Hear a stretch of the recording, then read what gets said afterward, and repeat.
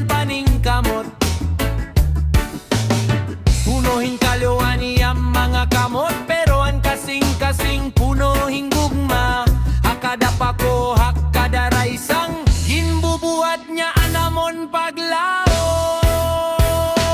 Magpapa, usa nga panday, para himohin mau pay nga balay. Konstruksyon dito, konstruksyon didi, basta may trabaho, malipayon hita kaya papa.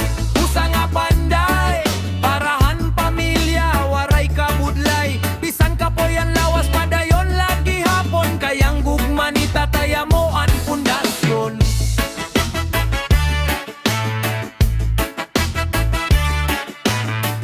Balay nga marikon, iyagin papatindog.